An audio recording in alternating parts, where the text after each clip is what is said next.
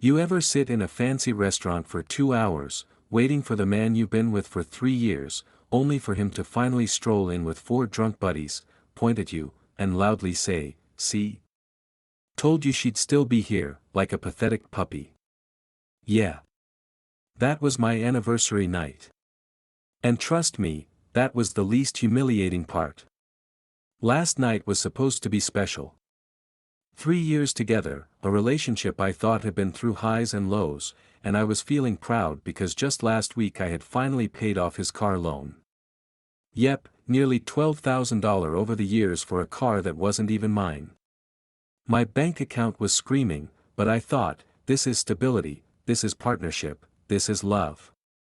So I booked us a table at this fancy downtown restaurant we'd always talked about but never gone to, mostly because it was way out of budget. I couldn't even afford to cover both of us, but I wanted at least one night where I felt like we were a normal couple. I got a new dress. Hair done. Makeup flawless. Showed up at 7 p.m. sharp, excited like a fool. Randy texted saying he was running late, so I got seated. By 7:30, still no Randy. I texted 3 times, no reply. Called twice, straight to voicemail. By 8, I was getting pity looks from the waitress, who probably thought I was about to get stood up. And honestly, I was. By 8:45, I was ready to give up. Almost 2 hours sitting there, alone, trying to pretend I wasn't mortified. And then in he comes. But not alone. Nope, he rolls in with 4 of his friends, already tipsy, laughing their asses off. And the very first thing out of his mouth. "See, told you she'd still be here," like a pathetic puppy. They all burst out laughing. One of his buddies, Jake, who I've always thought was an absolute dick, added, "Damn, you weren't kidding. She's trained good." I wanted the floor to swallow me whole. And Randy? He wasn't done. He came over, plopped himself in the seat next to me, squeezed my cheeks between his fingers like I was a child, and said, "This is why she's the best." Most chicks would have stormed out, but mine. She pays my bills and waits around like a good girl. Then, as if I hadn't already been publicly gutted, he smirked and went, "What? Did you think this was going to be some romantic dinner? That's adorable. We've got a poker game after this. I just needed to make sure you were good for the next payment first." I didn't even react. Couldn't. He grabbed my chin, forced me to look at him, and sneered, "God, you're pathetic sometimes. Say something, or are you just gonna sit there like a sad puppy?" The guys roared with laughter. The waitress hovered, visibly uncomfortable, like she wanted to save me. I somehow managed to smile and order another glass of wine. The humiliation didn't stop there. His friends ordered expensive appetizers and cocktails, still making jokes about how lucky Randy was to have such a patient girlfriend. Randy told the waitress not to bring me any food because she's watching her figure, another few pounds and will need a bigger table. Cue more laughter. I sat there. I sipped my wine. And I realized something, I was done. Not sad, not angry, just done. 3 years of excuses, 3 years of paying the bills, 3 years of ignoring red flags because I thought love meant carrying the weight until the other person got on their feet. And what was I in his eyes? A joke. A doormat. So I excused myself, said I needed the restroom. Stared at myself in the mirror for 5 solid minutes. Didn't cry. Didn't rage. Just clarity. Then I made a choice. I wasn't going to cause a scene. He didn't deserve that much. Randy deserved something much, much worse. See, over the years, Randy loved leaving me these long, unhinged voice messages on Telegram. Rants about his bosses, about his parents, about anyone who didn't give him money or respect. He'd call his dad a pathetic excuse for a man, call his mom a brainless idiot, call his boss incompetent and fraudulent. I always felt uncomfortable hearing them, but for some reason. I saved them. Favorited them. Even downloaded some. Dozens of little verbal grenades, all lined up in my phone. So I texted my friend Emma, asked if she could pick me up in 10 minutes. Then I walked back out, smiled at the table like nothing was wrong, and said I needed to make a quick work call.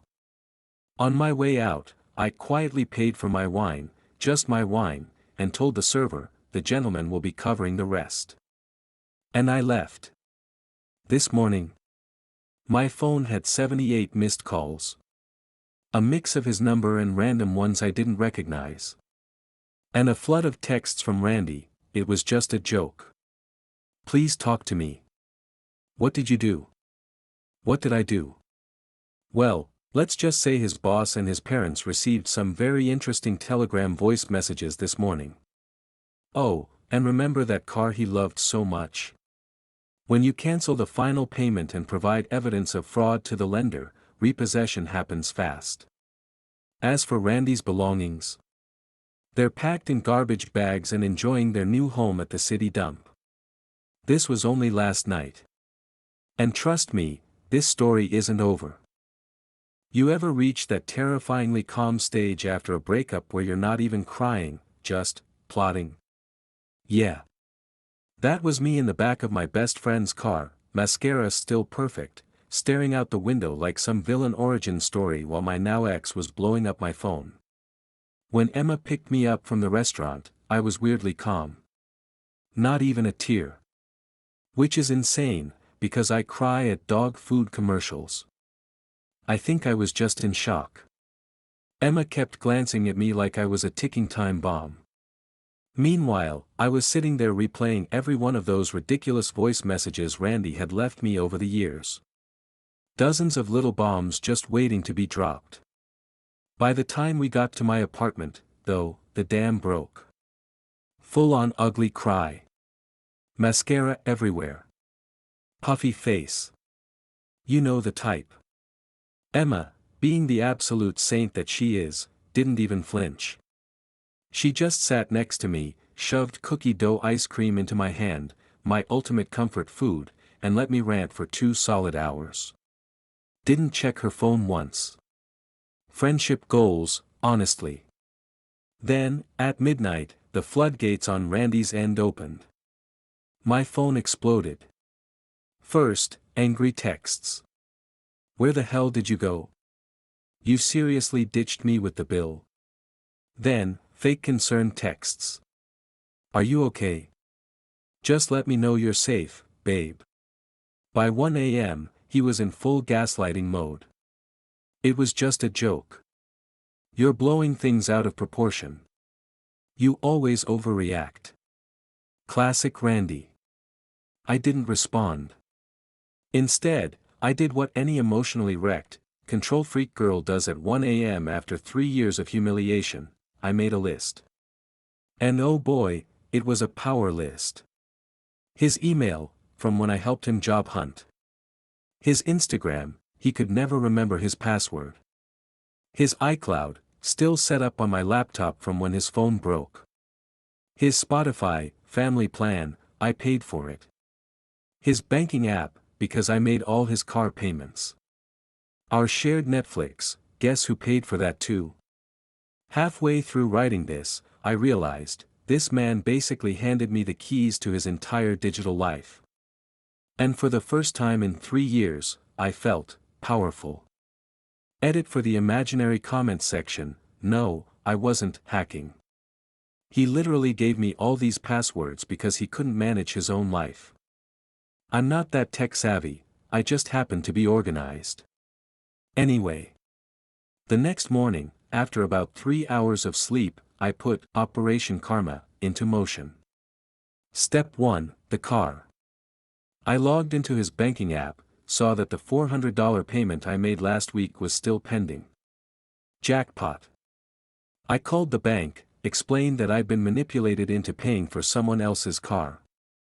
They asked for documentation, so I emailed screenshots of Randy bragging in texts about how it was his car, not mine. I even threw in one of those Telegram recordings where he's laughing with his buddy Jake about how I cover all his bills. The bank lady actually gasped. Put me on hold. Came back 10 minutes later and said they'd reverse the payment while they investigated. Translation: Randy's about to meet Mr. Repo Man. Meanwhile, Randy called me 15 times.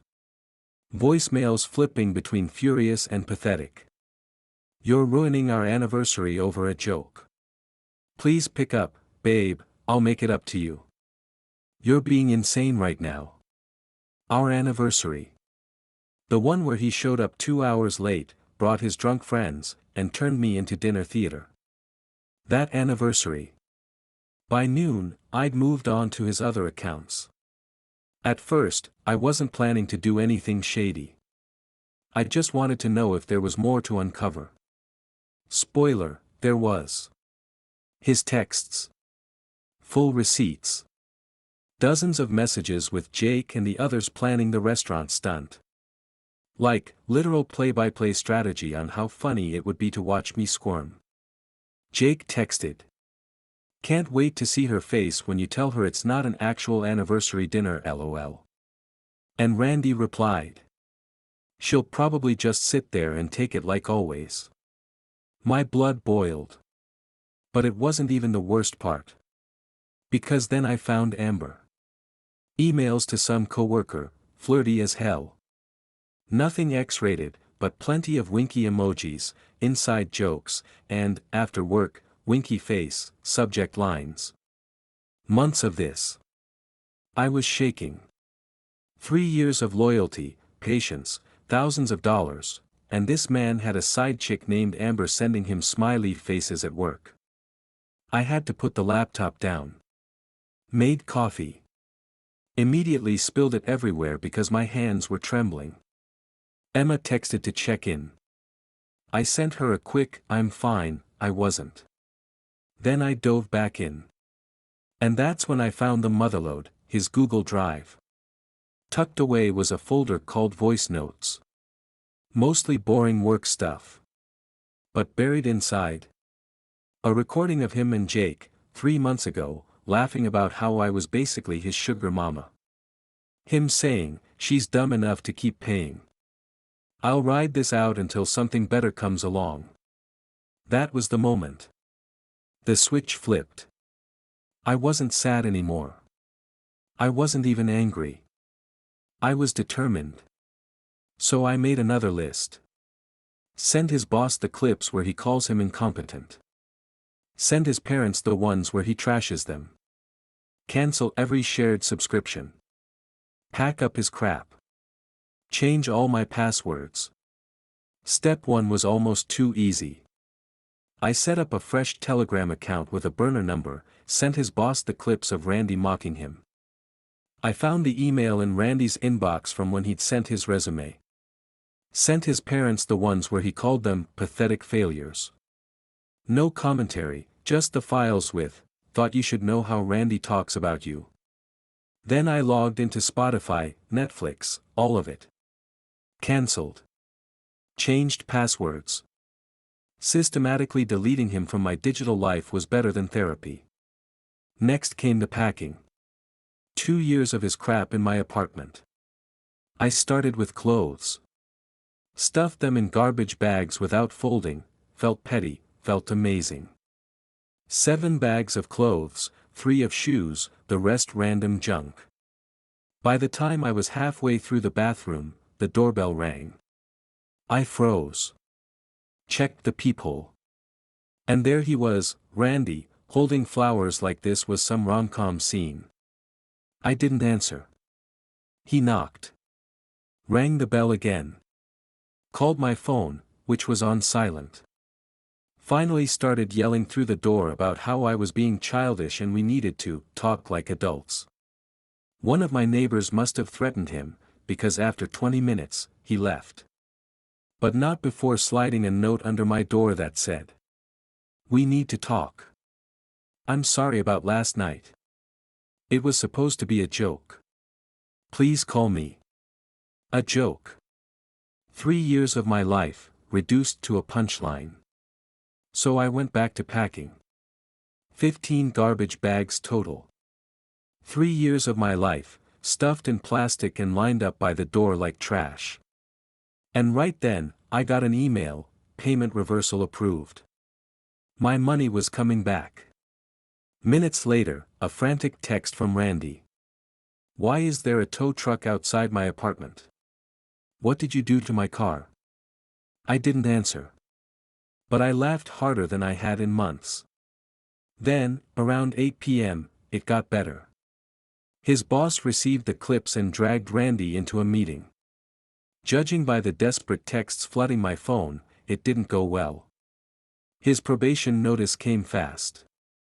His parents called him crying after hearing what he'd said about them. And by 10 p.m., Randy was unraveling in my inbox. You've ruined my life. One bad joke doesn't justify this. Please forgive me. You'll regret this, I'll take legal action. I saved every word. Didn't respond. That night, I slept at Emma's again. Not because I was scared. But because I was free. And for the first time in 3 years, I felt light. So, apparently, after turning my ex into a walking cautionary tale, I had one last problem: 15 trash bags worth of his crap clogging up my living room. And trust me, nothing kills your inner, revenge goddess energy faster than tripping over your ex's crusty gym shorts on the way to get coffee. That's when Emma, my ride or die, chaos enabler, and low-key life coach, hit me with the most savage suggestion. Why don't we just take it to the dump? At first, I was like, whoa, that's extreme. Even after the cheating, the humiliation, the financial leeching, and the whole "LOL she's my personal ATM" bit, tossing his entire existence into landfill purgatory felt a little much. But then I remembered his little anniversary prank, the emails where he and his frat boy sidekick Jake plotted my public humiliation like it was a frat mixer, and the fact that Amber from work was sending him winky face emails while I was out here paying for his damn car. Suddenly, extreme didn't sound extreme enough. So, the next morning, Emma borrowed her brother's truck. We loaded up all 15 bags, each one basically a monument to my bad decisions, and headed to the dump. I checked through everything first because, despite being petty, I'm not heartless. If I had found, like, his birth certificate or baby blanket, I would have set it aside. But nope. Just designer sneakers he never cleaned, shirts that still smelled like Axe body spray, and enough Xbox accessories to open a small GameStop. We got to the dump, backed the truck up, and let it all slide into the abyss. Watching that garbage truck crush his Supreme Limited Edition hoodies. Therapeutic. Hearing the snap of plastic from his overpriced collectibles. Almost orgasmic. R.I.P. Randy's belongings. May the landfill enjoy them more than I ever did. Fast forward a few hours, Randy calls me from an unknown number. Shocker, I blocked his. I ignored it, obviously, but he left a voicemail that honestly deserves to be framed. My car got repossessed. I need my stuff back. I don't even have clothes for work. Oh, honey. Too late.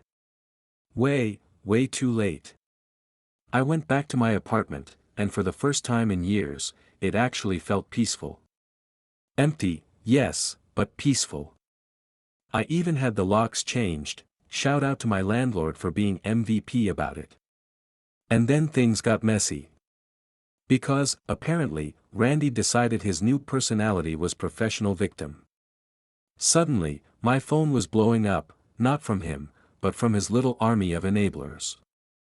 Jake, of course, leading the charge, spamming me with, "You went too far," texts like he wasn't literally in the group chat planning my humiliation with Randy. His messages were so desperate I half expected him to Venmo me $5 with the caption, "Please stop." Then, plot twist, I wake up to scratching at my apartment door. Yeah. Like I'm living in a low-budget horror movie.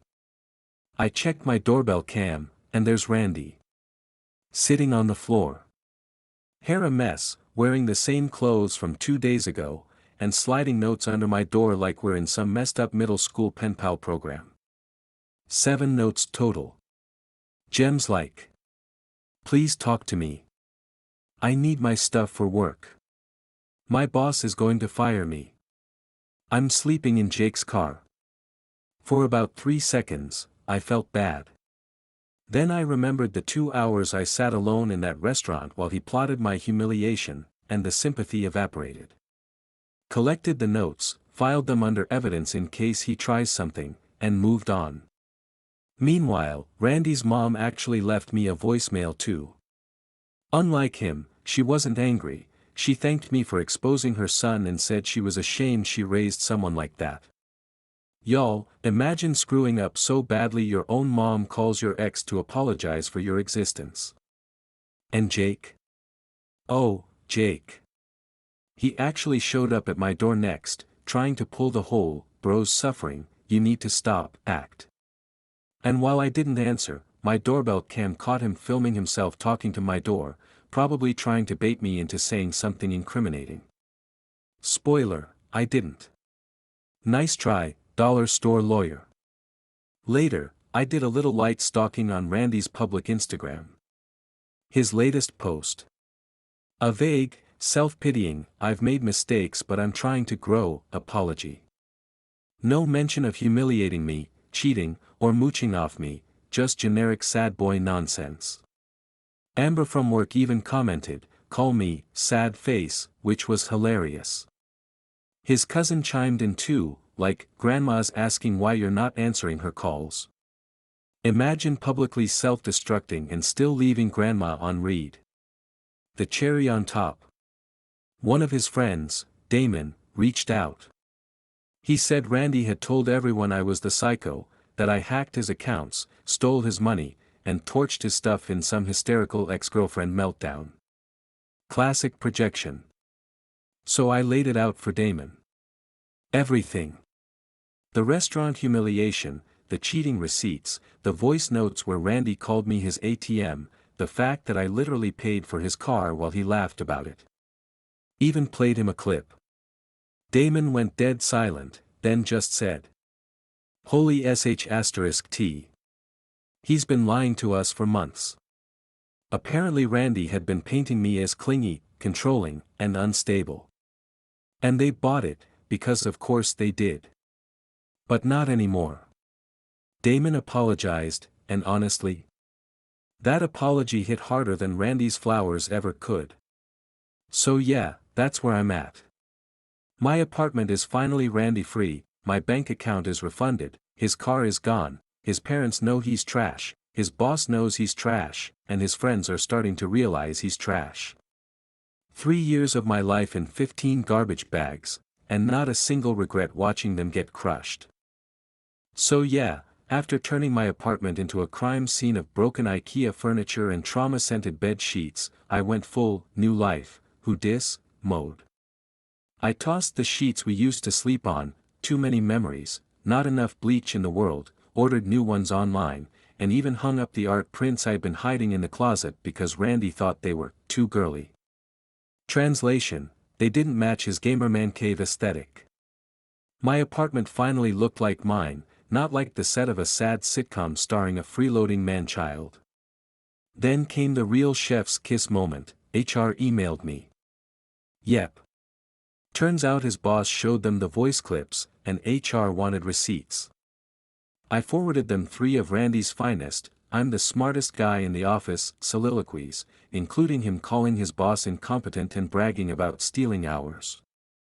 A few days later, his Instagram had a tragic post about unemployment in America. Translation, Randy got canned. Play stupid games, win stupid HR investigations. But wait, it gets better. I ran into his mom at the grocery store.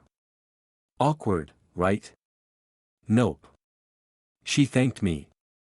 Apparently she and Randy's dad had been secretly bailing him out for years, and my little info drop showed them the receipts. They were devastated, but in a "we've finally stopped funding our son's clown career" kind of way. I didn't even mention the planned humiliation emails or the side chick. Parents don't need that level of therapy. Back home, I found a mysterious package on my doorstep. Plot twist, not Randy, not a pipe bomb, just my neighbor thanking me for finally getting rid of the loud jerk. Apparently, Randy had been blasting music and insulting people in the hallway when I wasn't home. Literally no one misses him. And then, drumroll, please, the car company sent me official paperwork, loan terminated, vehicle repossessed, and photos of his beloved Mustang getting towed from outside Jake's place. The same Jake who was dumb enough to defend him. I laughed so hard I nearly spilled my sad instant coffee. Randy was officially carless, jobless, stuffless, dignityless, the whole starter pack. 6 months later, update time. I moved into a smaller, cuter place. Feels amazing. Adopted a cat named Kami, short for commitment issues. She hisses at men and purrs like a chainsaw for me. Honestly, she gets it. Saved up over $2,300 just from not paying for his car. Taking myself on a solo vacation soon. Randy. Still couch surfing. Still broke. Still toxic. His new girlfriend is basically me from 3 years ago, bless her delusional heart. Funniest twist, Randy's brother slid into my DMs to ask me out. Sir, please. Your whole bloodline is allergic to accountability. Blocked. When I added up the total I wasted on Randy over 3 years, car payments, rent, dates, loans, it was over $30,000. That's a down payment on a house. Instead, I invested in Randy, the human equivalent of a crypto scam. Do I feel bad? Nope. Not even a little. I didn't get him fired, his own mouth did. I didn't ruin his reputation, his own actions did. All I did was hold up a mirror while he screamed at it. So if there's one lesson here, Reddit, it's this. When someone shows you who they are, believe them. And if they call you a pathetic puppy, grab their Mustang, toss their junk at the landfill, and adopt a cat who hates men. The end.